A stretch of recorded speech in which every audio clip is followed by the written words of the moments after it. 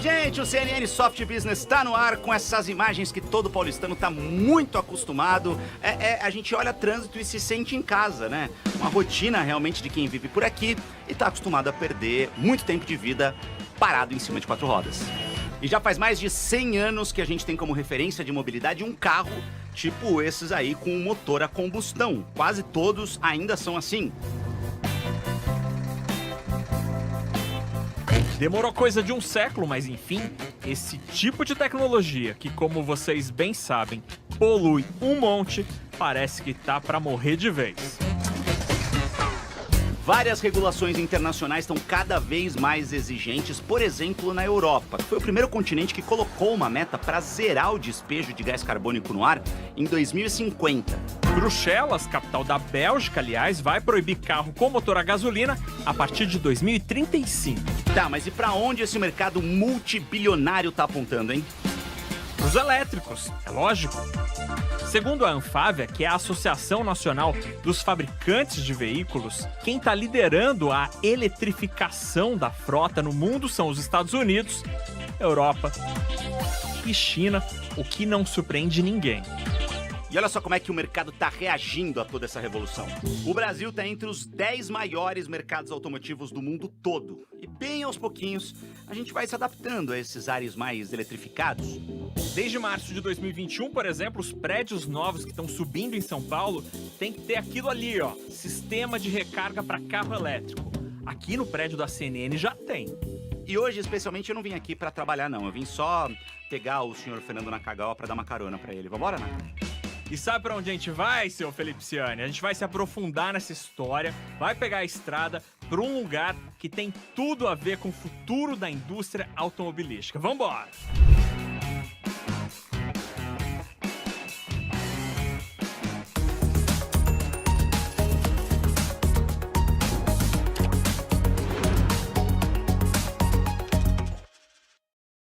Ciane, chegamos, Campinas, interior de São Paulo. A gente tá bem pertinho da capital, né? Sim, uma horinha. Uma horinha mais ou menos. A gente veio até aqui justamente para aprofundar um pouco mais essa conversa da substituição gradativa desse cara aqui, o motor a combustão, por esse outro aqui, que é menor, menos complexo, menos peças, o motor elétrico. Por isso que a gente está na BYD, é uma montadora chinesa que faz carros elétricos, assim como a Tesla, a Volvo, a Audi e muitas outras estão nessa briga, nessa corrida. Exatamente, esse mercado está crescendo muito e é por isso que a gente vai bater um papo com o pessoal aqui da fábrica. Vamos lá? Bora dar uns números aqui então para vocês conhecerem melhor a BYD, vai. É uma montadora chinesa que é a segunda maior do mundo em carros elétricos. Ela só perde para Tesla. Ela está em 50 países e tem mais de 30 fábricas pelo mundo, inclusive aqui no Brasil, onde a produção ainda é tímida. São 720 chassis por ano, com capacidade para produzir o dobro disso, 1.440. Aqui eles fazem principalmente esses ônibus que vão para o mercado brasileiro mesmo.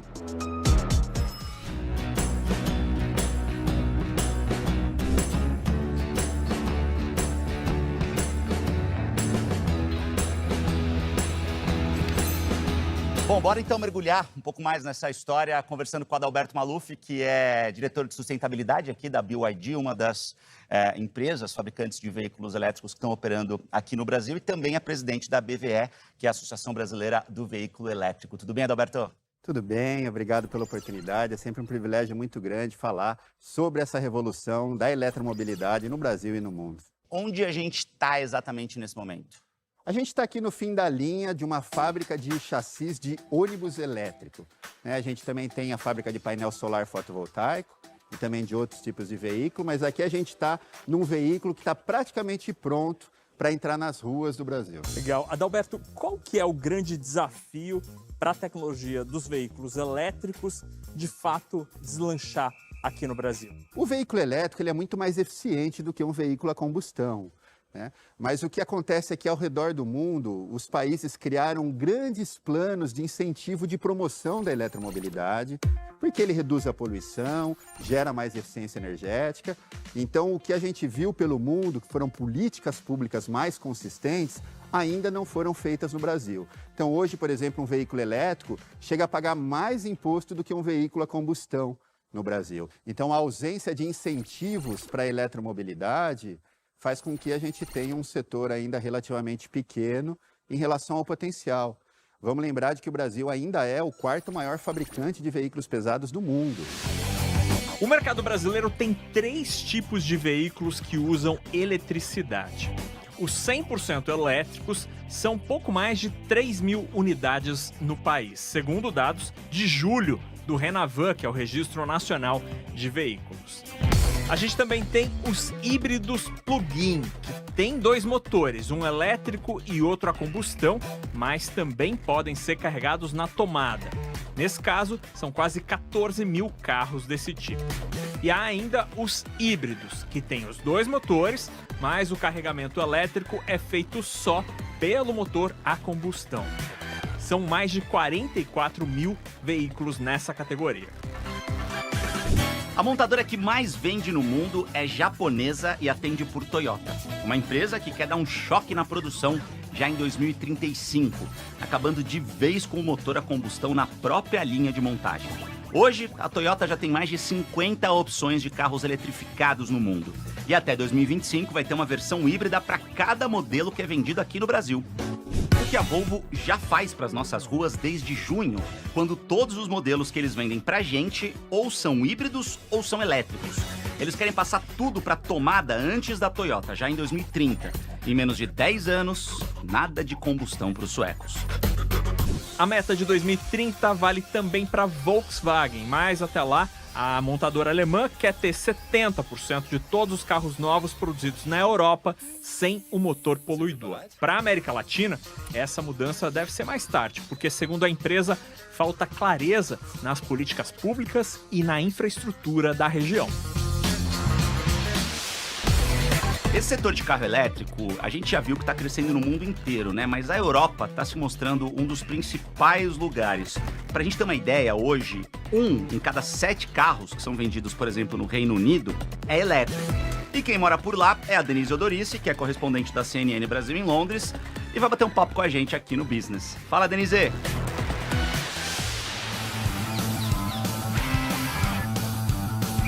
Equipamentos como esse são cada vez mais comuns no Reino Unido. Isso aqui é um ponto de recarga de carros elétricos. Já existem 20 mil locais como esse espalhados pelo país. Em Londres, a prefeitura tem parceria com 5 empresas que fornecem o serviço. Num aplicativo, o motorista pode procurar um ponto de recarga mais próximo, comprar créditos e planejar a rota até o local. Os britânicos vêm se preparando há tempos para abandonar os motores a combustão. O governo determinou que a transição para veículos elétricos vai acontecer em 2 fases. A partir de 2030, só poderão ser vendidos carros e vans novos híbridos, ou seja, movidos tanto a gasolina ou diesel quanto a energia elétrica. 5 anos depois, em 2035, todos os veículos novos deverão ser elétricos.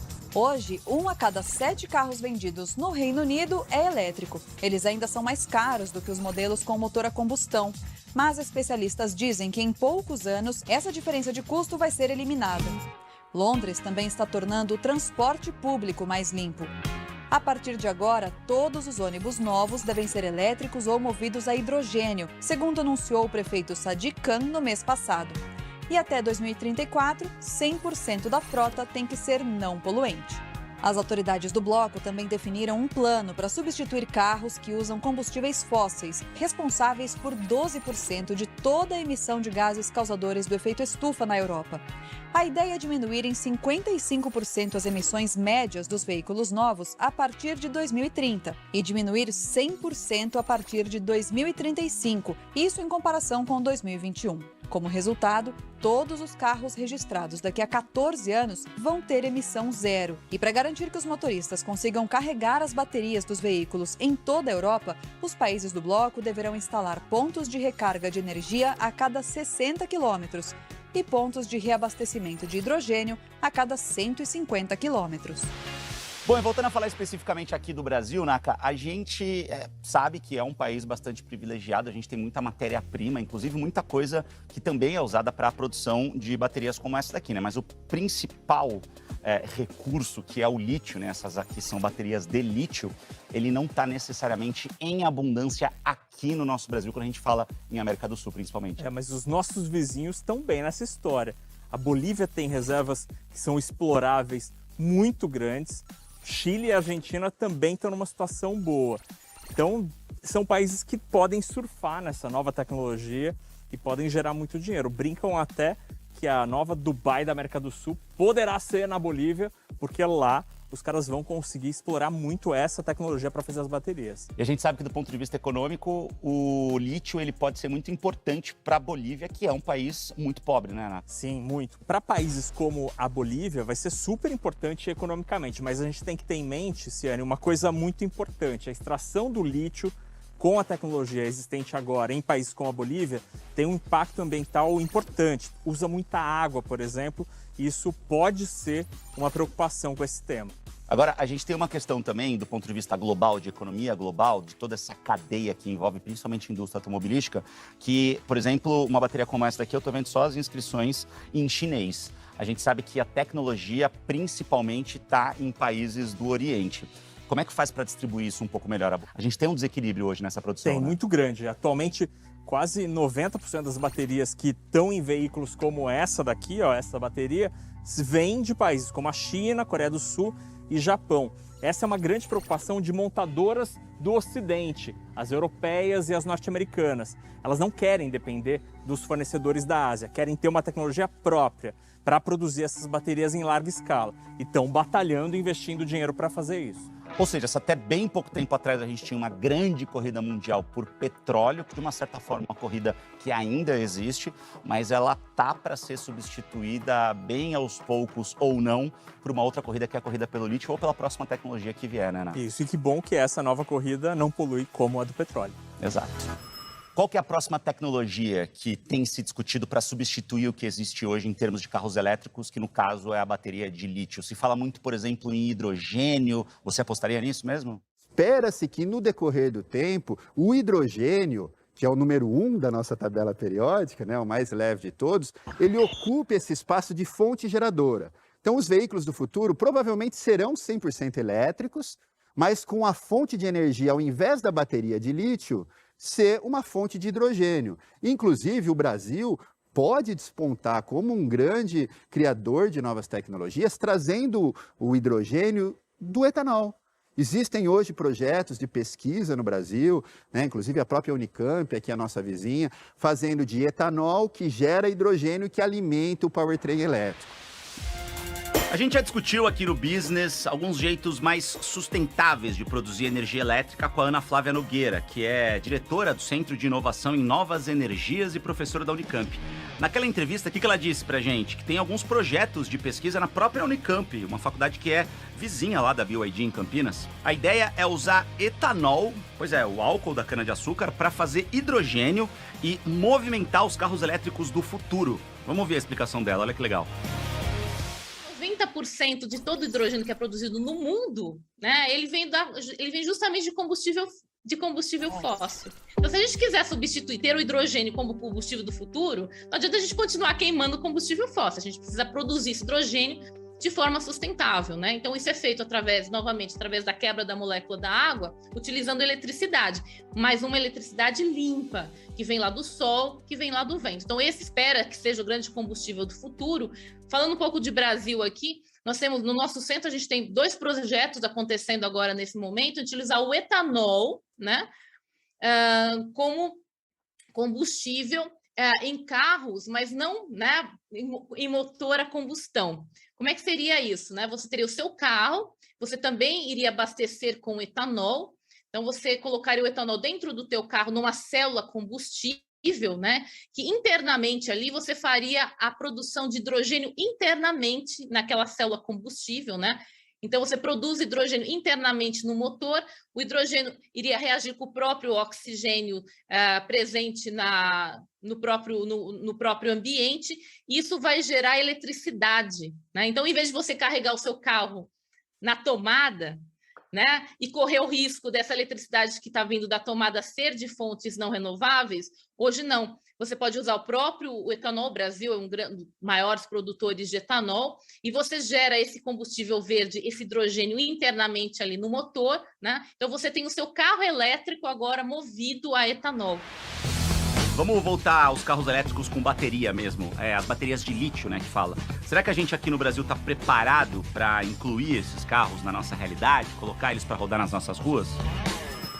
Para além dessa questão que influencia muito o valor do veículo a ser comprado pelo consumidor ou por uma empresa, muita gente que pensa em ter um carro elétrico também fica muito preocupado na hora de carregar o carro. A gente não tem a mesma quantidade de eletropostos do que a gente tem de postos tradicionais. Este é um problema para quem pensa em ter um carro hoje no Brasil, e quem vai resolver? A maior parte das recargas, primeiro, é feito na casa das pessoas ou na empresa, né? Entre 80% e 90%. O grande gargalo do Brasil hoje é a infraestrutura interrodoviária, né? Entre cidades. Esse é o desafio, porque dentro do ambiente urbano, você tem um carro elétrico com 300, 400 km de autonomia, você roda ele a semana inteira dentro de uma cidade grande e fica por ali. O problema é quando você vai pegar a estrada, né? Então, o que a gente viu é que, pelo mundo, os países subsidiaram a instalação dessa infraestrutura. E o Brasil tem ainda um potencial enorme porque a gente tem uma das melhores irradiações solares do planeta. Então, criar infraestrutura junto com a energia solar fotovoltaica poderia trazer energia limpa e renovável e desenvolvimento para grandes corredores logísticos do país. Hoje, num eletroposto brasileiro, como é que eu sou cobrado? Hoje, na grande maioria do Brasil, assim, eu não conheço nenhum projeto que cobra-se pelo uso da energia. Mas, obviamente, porque a gente ainda está falando de um mercado muito pequeno, né? O Brasil atingiu agora os 65 mil veículos eletrificados, mas se a gente for para elétricos puros, a gente está falando de um mercado muito pequeno, né? Mas, gente, vamos lá então. Afinal, o que o Brasil precisa fazer para aumentar esse mercado e ter mais carro elétrico na rua? Quem responde para a gente é o Luiz Carlos Moraes, que é presidente da Anfávia. Esse novo mundo da descarbonização, no nosso entender, depende de 5 dimensões. O regulatório, são as leis que obrigam a redução de poluentes, etc., atrelada, junto com isso, os incentivos, como redução de impostos, ou bônus, ou IPVA, ou rodízio que favoreça essas novas tecnologias, ou um pedágio, ou seja, diversas formas que você pode favorecer a entrada das tecnologias. A percepção dos clientes também, muitos clientes já estão percebendo isso, por exemplo, grandes frotistas que têm políticas próprias de ESG, gostam, já estão trabalhando nessa direção de comprar, mesmo que pague um premium price por conta do custo adicional dessa tecnologia, para poder já ter a sua própria política de ESG e ter veículos mais verdes, né? A outra dimensão importante é o grande investimento e transformação da indústria para se preparar para fazer essa adaptação das linhas de produção. A quarta dimensão, que é muito importante, é a infraestrutura. Para que isso seja possível, nós temos que investir pelo menos 155 mil postos de recarga nas grandes cidades, né? E isso significa um investimento de 14 bilhões de reais em infraestrutura. Então, a gente tem que pensar como país, né? Não é a indústria automobilística sozinha que vai fazer essa diferença. E a quinta dimensão é o custo de propriedade vai ficar, aos poucos, mais equilibrado. O veículo da nova tecnologia vai ficar mais barato, tá? Porque o custo da bateria está caindo ao redor do mundo, o custo de aquisição vai ficar mais acessível, o custo de manutenção é mais barato quando comparado com combustão. Então, juntando essas 5 dimensões, nós analisamos 2 cenários. Um cenário mais conservador, em que a gente imagina em 2035, aqui no Brasil, a gente ter 1,3 milhão de veículos com algum grau de eletrificação, ou um cenário mais convergente da tendência global, que poderíamos ter aqui no Brasil 2,5, 2,6 milhões de veículos com algum grau de eletrificação. Para ir acompanhando tudo que a gente vai falando aqui no Business, aponta a câmera do seu celular para esse QR Code que está aqui na tela, que você vai direto para o nosso site. Enquanto você faz isso, vamos fazer um intervalo bem rapidinho e daqui a pouco a gente vai falar sobre o tal do Pink Tax. Você sabe o que é isso? É aquela história de um produto feminino, ele custar mais caro do que o mesmo produto voltado para o público masculino. Por que isso acontece? A gente vai discutir essa história no próximo bloco.